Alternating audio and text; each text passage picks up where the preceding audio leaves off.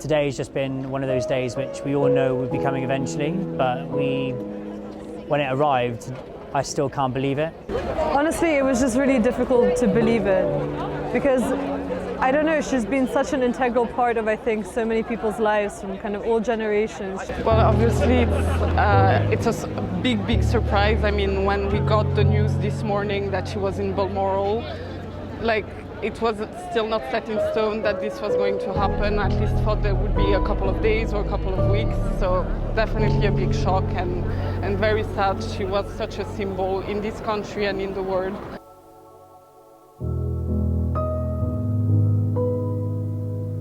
I think there's a lot of people who's going to be nervous that, you know, the world, let alone this country, is at a point where we just want to be focusing on ourselves when we should be focusing on the bigger picture.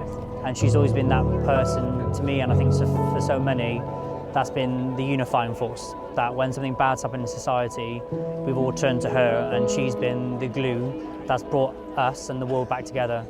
I would say, I think, just a massive thank you, like a show of gratitude to how dedicated and how well she's done her job, and just how open-minded and kind and positive she's been throughout like a very difficult time. I mean, she's seen so much, so I would just say, I think, a massive thank you for being such a representative of the country and the Commonwealth as well. I would say that she has worked hard as an individual, that her work ought to be respected, that her work ought to be given the due that it has. It's been unconditional. I think she's given an unconditional sense of duty to her work and to her labour. And throughout the years, she showed that she managed to modernize the monarchy while also maintaining the tradition that keeps it so special and such a symbol of unity for this country and for the world.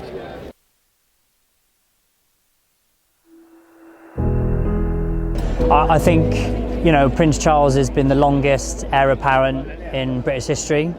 I'm a big fan of our King, and I'm looking forward to the next chapter. And I think if anyone could carry on the work the late Queen did, it would be him. I think, you know, he's had a long time to prepare. He's had the best role model possible. So he's been lucky enough to have someone all these years who's kind of done the best job possible to guide him through his next steps as a monarch when he ascends the throne. And yeah, I'm curious to see what happens, and I am excited to see how he handles it. I'm glad that the new king has an opinion. I'm glad that the new king won't hide behind constitutional matters. I'm glad that the new king will say what he feels, and I hope that the new king will take an opportunity to look at a modern Britain and reflect the values and the aspirations of that Britain in his work. He's waited a long time for this role, so, you know, I hope he does a good job. About Charles, he's been named King Charles III today. I think he's going to have a difficult role, but I think he will handle it very well. I think it's challenging, but he will do his duty for the country, the same as the Queen.